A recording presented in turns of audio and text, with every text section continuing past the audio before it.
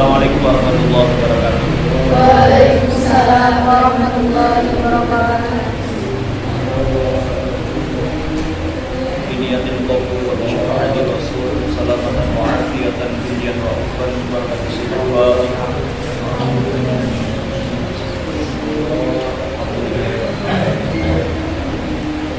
Iya Allah. Semoga dari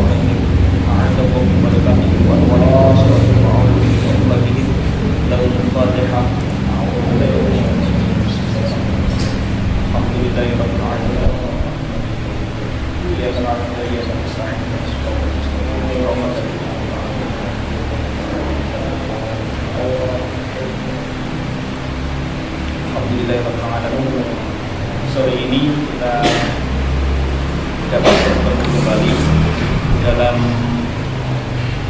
kegiatan rutin ngaji. Diniati ngaji ya. Jadi ngaji dengan kajian itu bedanya sebenarnya di dalam pegangannya. Kalau kajian ini soal hanya perbedaan saja, nggak masalah sebenarnya. Kalau kajian itu kan identik dengan tematik biasanya.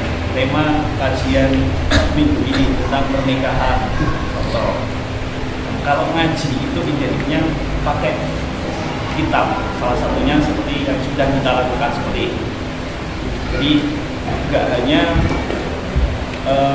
yang disampaikan itu ceramah saja enggak, tapi ada panduannya. Jadi kita niatkan ngaji supaya nanti kita juga mendapatkan keberkahan dari kitab Mabadi Fiqh. Jadi kajian Islam remaja itu kita buat hanya untuk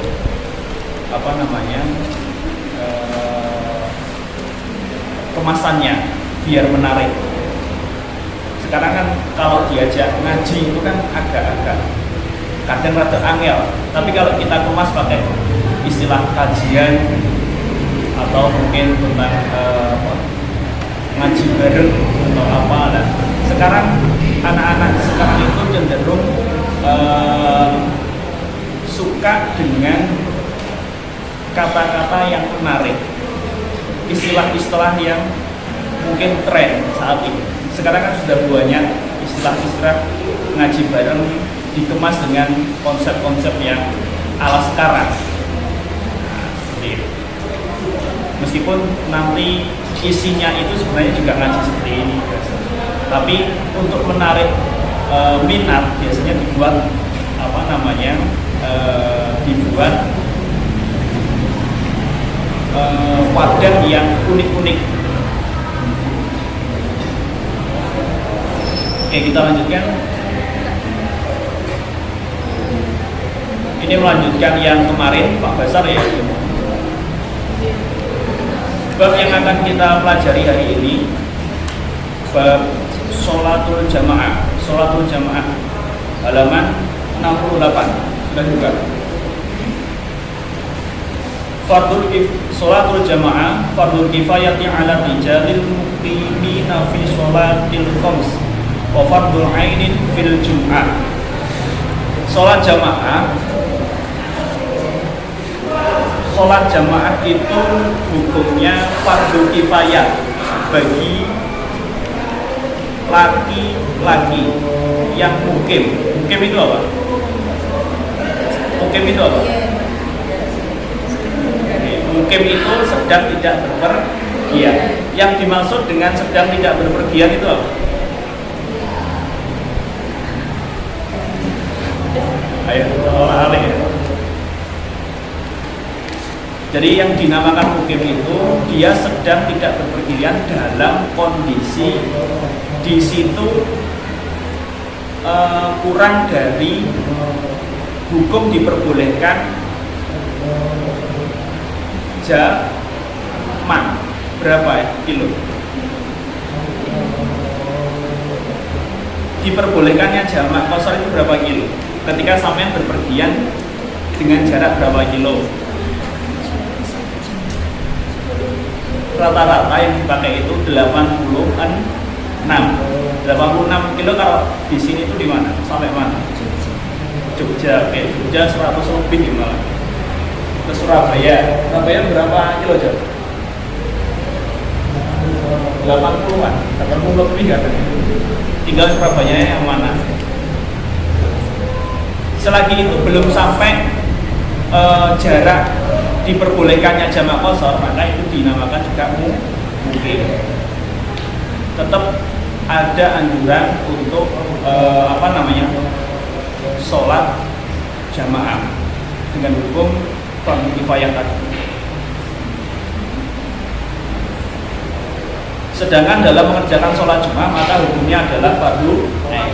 Jadi khusus laki-laki kalau sholat Jumat itu saya mengamati tahun lalu itu ketika saya tanya di beberapa kelas, ini yang mungkin nanti juga bisa untuk pelajaran adik-adik sampean atau mungkin anggota keluarga sampean, ketika ditanya niat sholat Jumat itu masih pakai usolli sunnatal Jumati.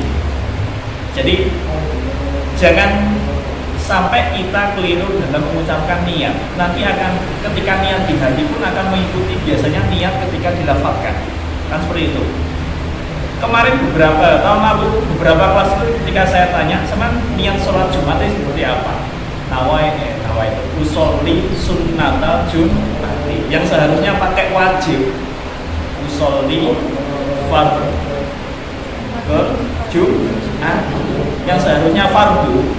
Karena melihatnya itu kalau sholat Jumat itu tidak bagian dari sholat 5 waktu, akhirnya dianggap sholat sunnah. Nah ini yang mungkin harus diingatkan. Mungkin ada anggota keluarga sampean yang adik-adik sampean yang belum paham, ditakoi niat sholat Jumat itu piye sampean, untuk memastikan gegek dianggap sunnah. Usia sampean saja tahun kemarin kelas 12, kelas 11 itu banyak yang seperti itu. Usolli sunnatal Jumati dianggap sholat sunnah gitu. Jadi nanti untuk memastikan biar enggak salah niat. Selanjutnya kita lanjutkan. Ma yushtarutu 'alal makmum ayam biyal iqtida. Yang kedua, Allah yataqaddama 'ala imamihi fil makan. Yang ketiga, ayya'lama bintiqalati imamihi walau biwasithah. Yang keempat, ayyak ruba minhu fi ghairil masjid. Yang kelima, Allah yakula bainahuma ha'il. Yang keenam, Allah yasbiqahu aw yata'akhkhara anhu bi ruknaini fi'liyaini bila udrin. Yang ketujuh, Allah yasbiqahu aw yuqarina imamahu fi takbiratil ihram. Yang ke-8, ayyuwafiqahu fi sunanin tafshul mukhalafatu fiha katasyahhudil awal wa sujudis sahwi. Yang ke-9, Allah ya'taqida wujubal i'adati 'alal imam. Jadi sholat jamaah itu juga ada aturannya, nggak syukur sholat jamaah. Kadang ketika kita tidak memperhatikan beberapa aturan yang ada di sholat jamaah, kita beberapa kali mungkin pernah menemui hal-hal yang di luar aturan dari sholat jamaah. Saya pernah beberapa kali itu menemui di beberapa kampung, tapi di perkotaan, yang notabene biasanya perkotaan kan orangnya campur. Jadi waktu itu saya kebetulan juga makmum di situ. Ketika mau sholat isya kalau nggak salah, saya belum tahu background lingkungan situ itu seperti apa. Ketika sholat, makmum yang ada 1-2 makmum yang ketika takbir itu lebih dulu daripada imam. Ini kan bagian dari aturan yang tidak boleh. Yang namanya imam itu harus, yang namanya makmum itu harus menunggu imam tak. Ada lagi, kalau di kota itu kan biasanya lahan masjid kan tidak terlalu luas di daerah perkampungan. Ya. Biasanya ada masjid yang dibentuk tingkat, katakanlah imamannya seperti ini. Kemudian di atas itu karena tingkat, biasanya tingkatnya itu kan mulai dari ujung sana, dari ujung depan ke belakang. Karena depannya itu ada imaman, biasanya dibablas ya. Jadi ini imaman, katakanlah ya imaman. Karena temboknya di depan imaman, akhirnya yang sini masih ada tempat gitu. Yang lantai 2 lurusnya imam ini masih ada tempat. Karena sama teman tahu nggak? Jadi ini lantai 2 katakanlah ya, di sebelah kanan dan kiri. Nah, karena lantai 2-nya katakanlah ini bagian imaman, ini tembok kan. Karena ini masih ada lahan kosong, ya. Kalau ditempati, ini kan sejajar dengan imam. Dan ini nggak kelihatan kan imamnya, posisinya kan ketutup tembok. Nah, itu ada sholat Jumat itu karena memang nggak tahu atau apa. Ketika sudah naik di lantai 2, posisinya itu lebih depan daripada imam, dan dia nggak bisa lihat imamnya. Gitu. Posisinya imam di mana? Soalnya ada tembok. Dan saya di agak ke belakangnya itu lihat posisinya mengaruhi imam semacam itu. Nah, hal-hal semacam ini kalau nggak kita perhatikan, nanti ya yang terjadi seperti itu. Jadi imamnya di sini, makmumnya di bawah, karena ada tembok seperti ini, ada tembok, akhirnya nggak kelihatan imamnya. Dan dia sing binut apa gitu. Bahkan lebih maju daripada imam. Oke, kita lanjut syarat-syarat sahnya sebagai makmum. Ya. Yang pertama, makmum supaya berniat mengikuti imam. Yang diwajibkan dalam sholat jamaah dalam niatnya itu adalah makmum. Makmum ini punya kewajiban niat makmum kepada imam, tetapi imam tidak berkewajiban berniat untuk menjadi imam. Contoh, saya imami, sampean makmum. Sampean kok makmum saya, berarti saya tetap dianjurkan jadi imam. Andai kan saya niatnya usolli fardhu dhuhri lillahi ta'ala, itu juga sah saya, tapi tidak mendapatkan ganjaran sholat jamaah, tapi sah, secara hukum sah.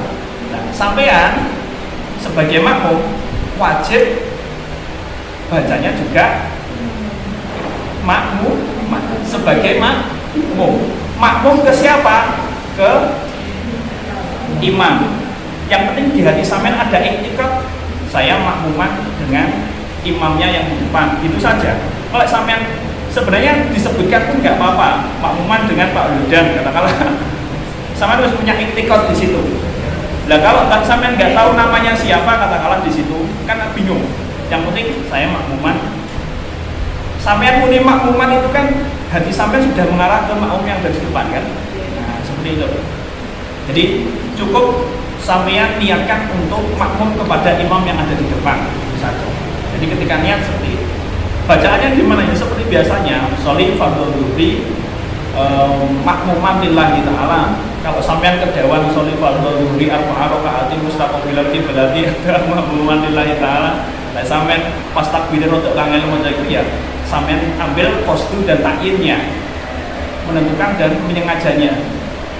Sholli fardhu dhuhri makmuman lillahi Yang penting ada usolli fardhu duhri.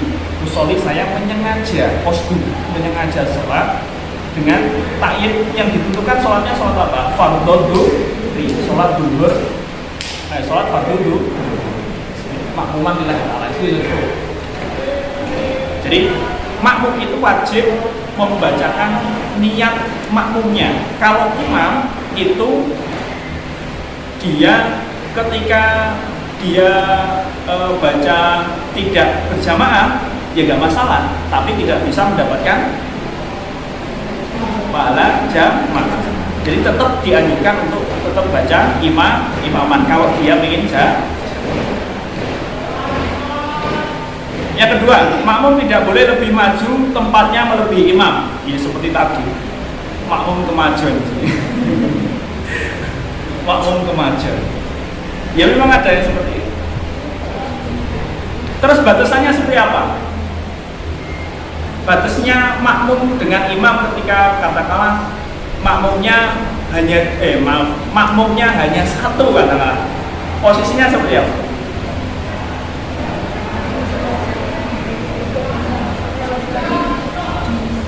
Kalau laki-laki, makmumnya laki-laki, tentu di sebelah kanannya batasnya adalah paling tidak di situ ada jarak antara makmum dan imam. Tangannya buat telapak katakanlah ini telapak kaki ya, telapak kaki. Jengkal. Yang penting jengkalnya makmum itu tidak sejajar saja. Jadi agak mundur sedikit. Yes, katakanlah belakangnya mudah. Jadi sing tumit apa? Sing bagian buri lah. Tumit. Pokoknya itu. Ya, pokoknya itu. Sampean antara kaki sampean yang apa? Delamangannya sampean sing depan sampean sejajarkan dengan tumit itu saja sudah cukup. Gini prakteknya, ini aja. Dan sampean gak kebagian. Joni mampu semua. Ketika posisinya sejajar, nah lebih baik kalau jadi makmumnya hanya satu, agak mundur sedikit ini sudah cukup. Yang penting tidak sejajar dengan imam. Segini saja sudah cukup. Yang penting tidak melebihi saja. Terus kemudian perkaranya kan seperti ini. Kadang ada makmum yang kedua, karena teman sampean ada makmum yang kedua. Caranya adalah yang makmum baru itu jangan jajari imam, jajari makmum yang pertama. Tapi yang sebagai makmum yang baik sebagai makmum sampai tetap di belakangnya imam. Nah, makmum yang pertama itu nanti dia mengambil langkah mundur. Jadi sampai yang teko carry posisinya ya ambil saja di belakang imam. Jadi di kirinya makmum. Kalau makmumnya nanti akan mundur. Jadi yang makmum pertama tadi nanti mundur disejajarkan dengan makmum yang iya, gerakan itu yang penting ogah berlebihan, dalam arti ada ketentuannya. Ketika contoh lagi seperti ketika imamnya katakanlah ada yang batal karena mengeluarkan gas. Ya. Di situ kan akhirnya makmum yang di belakangnya maju. Cara maju itu ya enggak biaya langsung cemplok gitu, tapi juga ada aturan yang depan. Oh enggak, langsung sikile ngowe. Jadi ada aturannya ketika dia mau melangkah mengisi soft yang ada di belakangnya katakanlah atau di depannya, di sampingnya. Jadi ada aturannya. Seperti itu. Paham ya?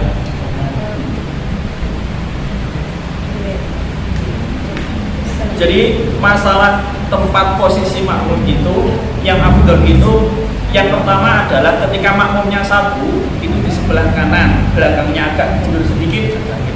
Tapi kalau sudah tahu ketika awal mau sholat itu dua, tapi temannya masih wudhu, ya silakan ambil langsung saja di belakangnya imam, karena sudah tahu kalau ada yang mau ikut sholat. Gitu. Jadi ini kan gaya jagani ya, jagani like seumpama makmumnya hanya dua saja, karena semacam itu ternyata ada orang lain yang ikut sholat. Tapi kalau sampean sudah yakin bahwa ada yang mau ikut sholat lagi, akhirnya lebih dari satu makmumnya, ya dikondisikan seperti biasanya. Nah, yang pertama, ketika posisi katakanlah makmumnya dua, itu posisinya yang utama itu di kanannya dulu. Jadi di kanannya imam. Jadi di belakangnya imam, katakanlah ya. Mulainya startnya ya di belakang imam. Kemudian kanan, baru kiri, dan belakang mulai soft kedua lagi itu juga kanan, baru kiri. Mulainya soft kedua itu ketika di tengah lurusnya imam. Jadi Joni katakanlah karena soft pertama itu sudah penuh, bisa dimulai dari soft tengah, soft kedua bagian tengah lurusnya imam maksud saya, dan seterusnya kanan kiri, setelah itu belakangnya kanan. Itu yang utama. Tapi kalau orang-orang yang agak unik pertanyaannya, Pak, kenapa kok masjid tidak dibuat kalau ke kanan dan soft pertama ke kanan dan selanjutnya ke kiri soft pertama, terus keutamanya yang laki-laki kan di soft pertama, kenapa masjid itu nggak dibuat lurus imam dan soft pertama saja? Katakanlah dari masjid kelas ini sampai kelas pojok kanan masjid, ya enggak, konsepnya ya enggak seperti itu.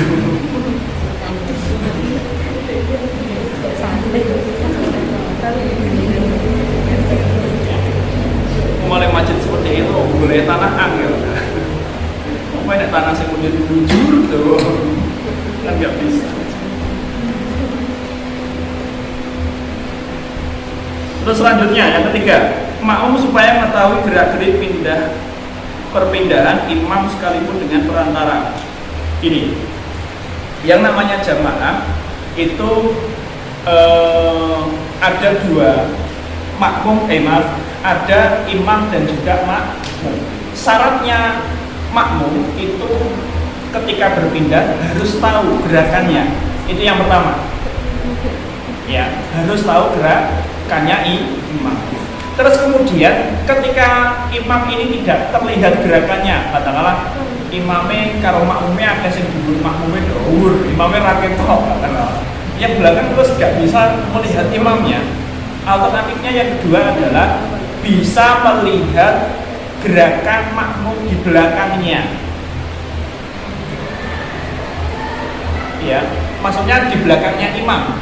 Atau sampean bisa melihat gerakan makmum di depan sampean pas. Kalau nggak bisa lihat imamnya. Contoh nggak pakai mic ya, ketika di sholat di sini lah, nggak pakai mic, kemudian imamnya katakanlah seumpama Pak Anas. Contoh, Pak Anas kan orangnya kalem, lembut, akhirnya yang putri nggak kedengeran. Contoh, nggak kedengeran, akhirnya yang putri ini kalau melihat situ kan nggak kelihatan. Contoh yang di depan sini katakanlah Joni, pusing besar-besar itu, akhirnya nggak kelihatan yang belakang. Nah, yang harus sampean lakukan adalah sampean bisa melihat gerakan yang ada di depannya, soft yang ada di depannya, makmum yang ada di depan sampean. Itu alternatif yang kedua. Kemudian cara yang ketiga, sekarang kan sudah pakai namanya apa, pengeras suara membran ya, pakai mic katakanlah. Suara itu juga bisa dijadikan alternatif untuk mengikuti gerakan imam.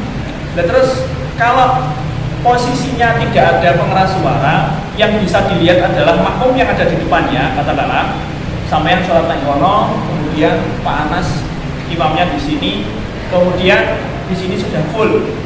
Ketika makmumnya itu sudah katakanlah sudah takbir dan sampean nggak tahu kalau imamnya itu sudah takbir,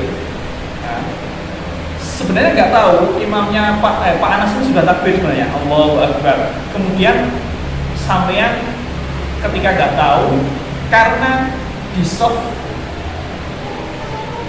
depan itu juga nggak kelihatan, sampean juga ikut takbir. Nah, ini yang tidak boleh. Dalam arti, kalau memang sampean tidak tahu imamnya, sampean yang harus jadi pijakan adalah soft depan sampean, maksudnya soft yang terlihat. Jadi sampean harus ikuti itu.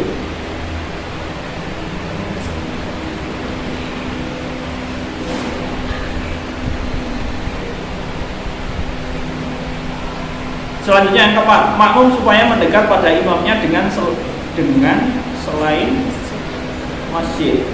Yang keempat ini ayat berubah minggu fi ghairi masjid.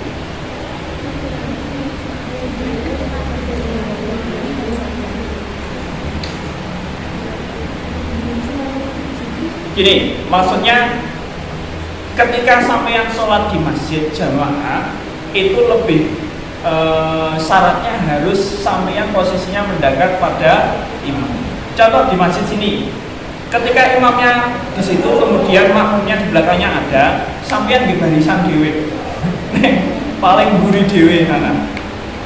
Katakanlah di lataran sampean beber sajadah dewe. Contoh.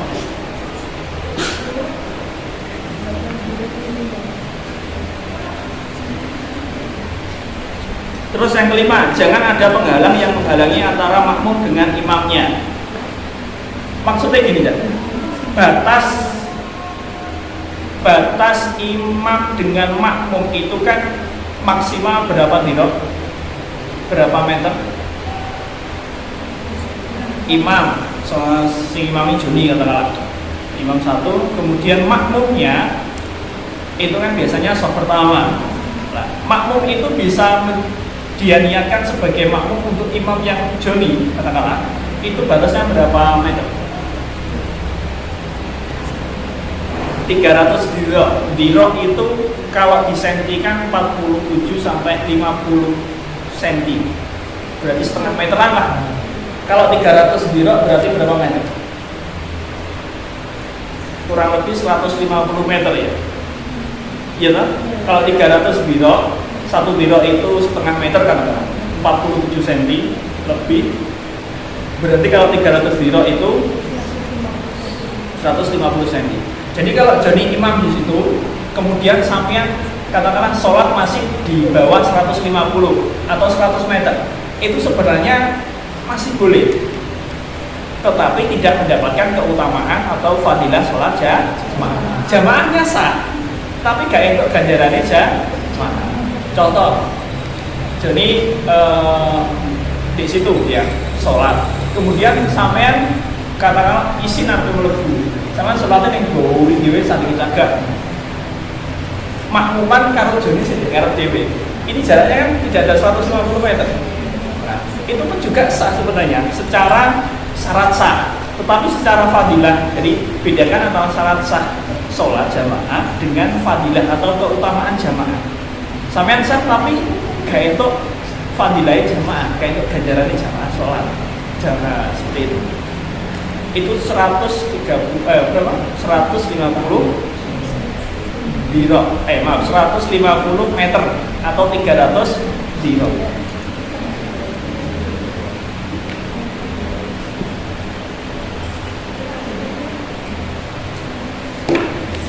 Dan kemudian disyaratkan juga tidak ada penghalang. Penghalang itu ketika gini, ketika sampean ada kan model masjid itu yang katakanlah sampean ketika sholat di sebelah kanan atau kirinya, ya, terus kemudian imamnya di depan, katakanlah semacam itu. Kira-kira ini kalau kita amati di Masjid Al-Ikhlas ini termasuk sah gak jamaahnya? Kalau sholat, katakanlah sampean makmum sholat di kanan atau kirinya masjid, masih sah.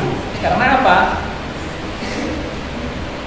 Masih ukurannya itu ketika masih ada jalan untuk menuju ke imam, itu masih sah. Lain lagi kalau katakanlah masjid ini tutupan tembok blek kotak gitu. Ya, kan nggak ada akses untuk masuk ke imam. Katakanlah imamnya hidupnya di dalam masjid tanpa pintu. Dan sampai makmuman karo di dalam masjid, karo orang yang di dalam masjid itu karena nggak ada akses masuk, maka di situ tidak boleh makmuman. Selama masih ada akses untuk menuju ke imam, itu masih boleh. Ukurannya di situ saja, biar mudah dipahami. Jadi kalau seumpama sampean pernah ke masjid-masjid yang besar, itu kan biasanya ada sekatnya yang perempuan. Ada mungkin kayak sekatnya berupa besi, kadang ada yang berupa apa ya biasanya? Tampar di kayak selambu gitu ya. Kan seperti itu. Di situ kan seakan-akan nggak bisa melihat imam kan, ketika sholat hanya bisa mendengar kan, iya nggak? Nah, itu pun juga sah karena apa? Akses ke sana bisa, dan itu masih bisa dijangkau dengan pengeras suara, meskipun tidak tahu geraknya itu nggak masalah. Jadi selama ada akses ke situ, akses ke imam itu masih bisa. Lain lagi, seumpama di dalam masjid itu ada ruangan yang tidak ada pintunya, soalnya sholat di dalam ruangan itu, nggak ada akses ketika mau ke arah imamnya. Nah itu lain lagi. Tapi yang dia ke ruangan di dalam masjid akses lawangi.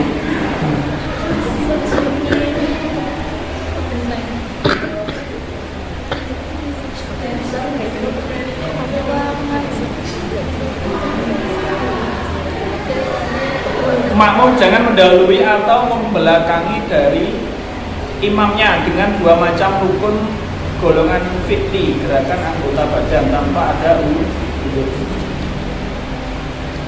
Makmum jangan mendahului. Gini ya, batasannya antara itu disebutkan sebagai makmum masbuk itu ketika apa? Ketika masih tinggal satu melihat soal rukun imam, Melihat mendapati. ketika si makmum itu masih mendapati rukuknya imam, itu masih mendapatkan satu rakaat, bisa ngikuti, tidak usah nambah. Itu khusus di rakaat yang pertama, jangan disalahpahami. Itu khusus di rakaat yang pertama, ketika sampean rakaat yang setelah takbiratul ihram. Gini, saya ilustrasikan. Ayo, ya.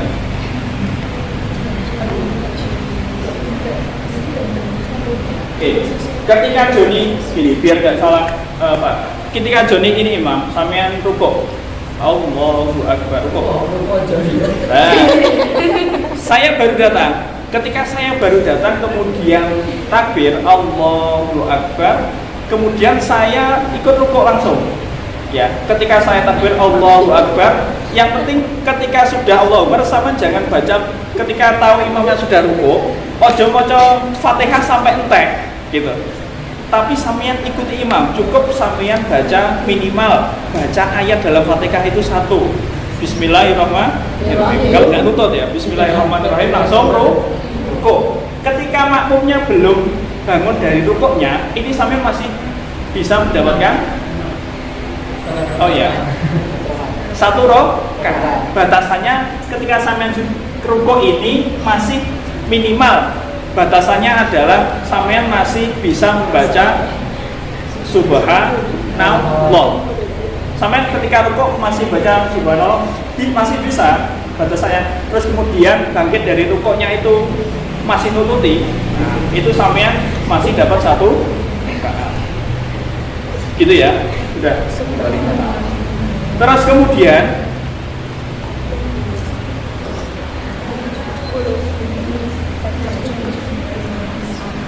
di rakaat selanjutnya,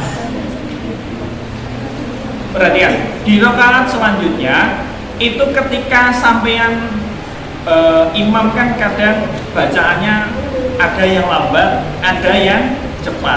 Contoh kayak sholat tarawih, kira-kira sampean ketinggalan nggak biasanya? Ketinggalan.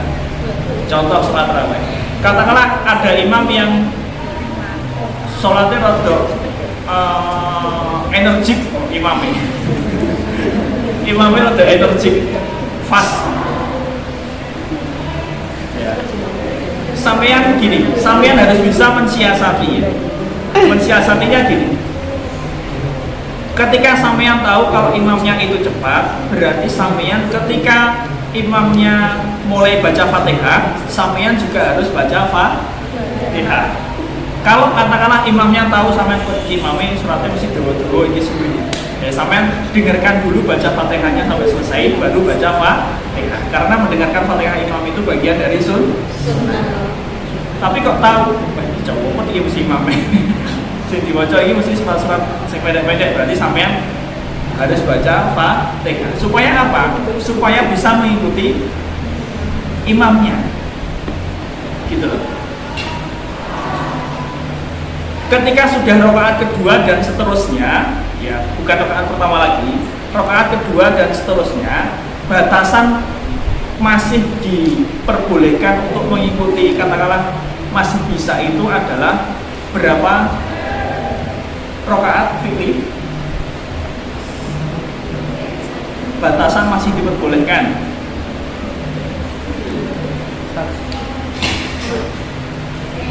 Tiga. Gini maksudnya. Sama deh, Pak. Praktekkan. Ketika rakaat 2, biasanya kan ada di lingkungan sampean kan orang-orang sepuh sing sholatnya rada kalem-kalem. Ketika ini sudah rukuk, sing orang sepuh biasanya cek maca Fatihah.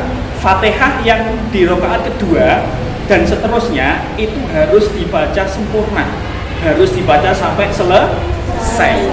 Kalau yang pertama itu tergantung sampean melihat imamnya. Kalau imam sudah rukuk, sampean juga Fatihahnya ketika belum selesai pun juga harus ikut rukuk. Kalau rakaat kedua dan seterusnya harus sampai selesai. Nah, karena mungkin makmumnya bacanya itu kalem-kalem, katakanlah imam sudah rukuk, kemudian masih baca iyyaka na'budu wa iyyaka nasta'in. Ini kan sudah satu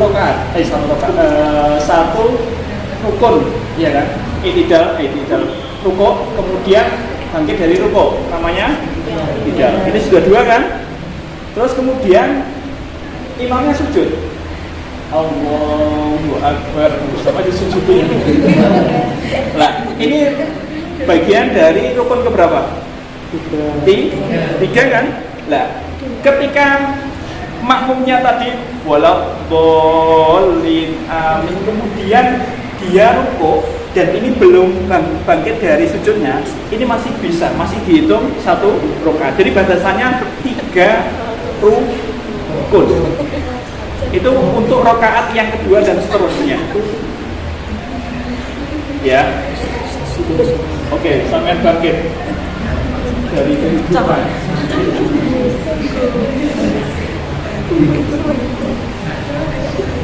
Oke, kesimpulannya gini, kesimpulannya yang terkait ketertinggalan sholat tadi, kalau khusus rakaat pertama itu selagi sampean bisa Fatihahnya diselesaikan. Kalau di tengah-tengah Fatihah sampean tahu imamnya rukuk, sampean langsung ikut rukuk. Jadi nanti Fatihahnya yang menanggung imam. Untuk rakaat yang kedua nanti sampean harus wajib menyelesaikan Fatihah sampean. Ya, wajib menyelesaikan Fatihah. Bolehkan sampean mengikuti imam itu ketika masih 3 rukun tadi. Ketika imamnya masih i'tidal, itu masih sampean boleh mengikuti, masih dapat satu, maksudnya dapat rakaatnya itu tanpa harus menambah. Jadi sampean harus, katakanlah imamnya sudah i'tidal, sampean baru rukuk, sampean ikuti seperti itu. Terus kemudian kalau ternyata imamnya sujud, kemudian sampean ketika mau rukuk itu imamnya kedisian bangun dari sujud, maka sampean harus menambah satu. Jadi toleransi batasannya 3 rukun fi'li. Rukun fi'li itu gerakan, 3 gerakan tadi. Ya. Jadi kalau bisa disiasati. Disiasati itu ya kalau imamnya agak cepat berarti sampean moncone ya ket awal. Oke, lanjut. Makmum jangan mendahului atau berbarengan dengan imamnya dalam mengucapkan takbiratul ihram. Kalau takbiratul seperti yang saya contohkan tadi, imamnya rong takbir, makmumnya wis takbir dhisik, jadi disiki. Terus kemudian yang ke-8, makmum supaya mencocoki imamnya dalam melakukan hal-hal yang sunnah yang dianggap buruk sekali jika makmum menyalahi, yakni tidak mengikuti imam, misalnya bertasawuf awal dan bersujud sahwi.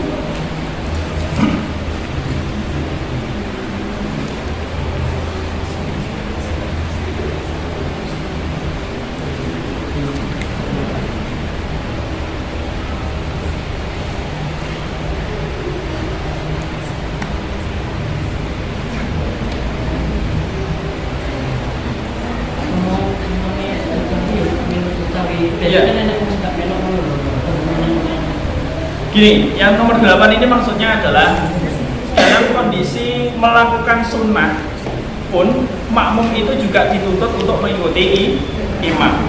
Contoh, ketika sholat subuh kan ada yang berpaham pakai tidak pakai kunut, ada yang imam pakai kunut. Itu kan khilafiyah, memang ada gitu. Nah, sebenarnya seharusnya kita juga ikuti imamnya seperti apa. Yang kedua, ketika contoh imamnya sujud sahwi, kita juga ikut sujud sahwi. Jadi apapun dari imam itu kita ikuti. Kalau imamnya ternyata lupa, katakanlah, maka anjuran makmum adalah mengingatkan imam. Caranya kalau laki-laki bisa pakai Subhanallah. pakai subhanallah. Kalau perempuan satu kaki.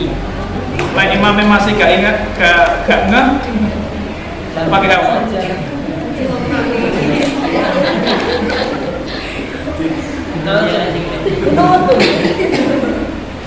Panggil gak eling, bengkilingnya pangeran.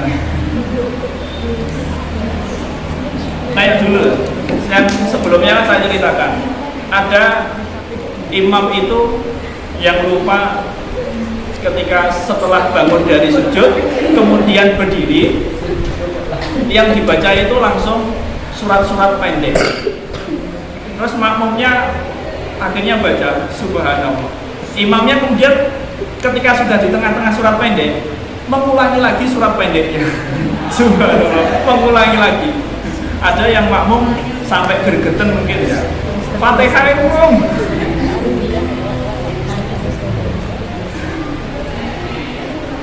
Nah, Anwar Zaid kan kulhuwele. Tapi kita sering pada komunitas pada musik.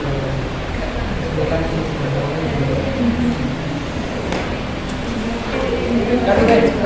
Yang terakhir, makmum jangan mengikatkan bahwa imamnya itu wajib mengulangi sholatnya. Misalnya imamnya dianggap batal hukumnya dan lainnya.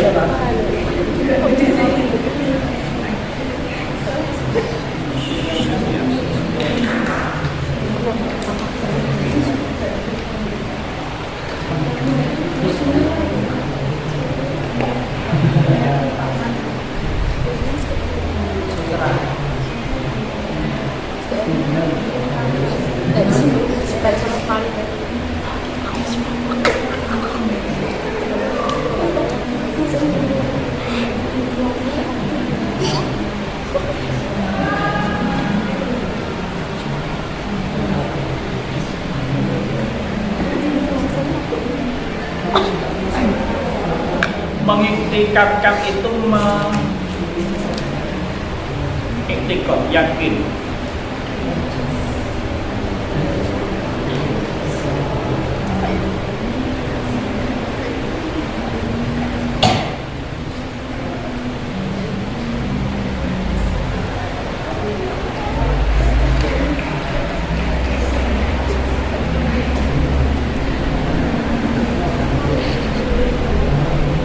Jadi makmum jangan meyakinkan imamnya itu wajib mengulangi sholatnya. Jadi contoh imam dianggap batal wudunya dan lain-lain. Jadi mungkin ada makmum yang agak sinis katakanlah semacam itu. Kemudian setelah selesai sholat nggak percaya dengan apa yang sudah dilakukan oleh imamnya, karena mungkin ada gerakan sholat yang berbeda katakanlah semacam itu.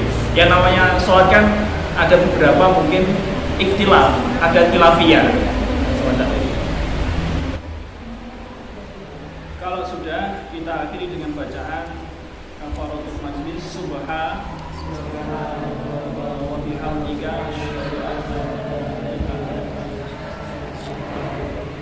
alhamdulillahi rabbil maulaya sholli wa sallim daiman abada ala habibika khairil khalqi kullihim huwal habibul ladzi turja syafa'atuhu bi kulli hawli minal awwali mu'tamin ya rabbi bil mustafa balligh maqasidana waghfir lana ma ya wasi'al karami sallallahu rabbuna ala nuril mubin ahmada mustafa sayyidil mursalin wa ala alihi wa sahbihi ajma'in. Kurang lebihnya mohon maaf bila mungkin ada kekurangan atau mungkin ada pendapat yang kurang pas atau penyampaian kurang pas, saya mohon maaf yang sebesar-besarnya. Saya akhiri, wallahu muwaffiq ila aqwamit thoriq. Wassalamualaikum warahmatullahi wabarakatuh. Waalaikumsalam warahmatullahi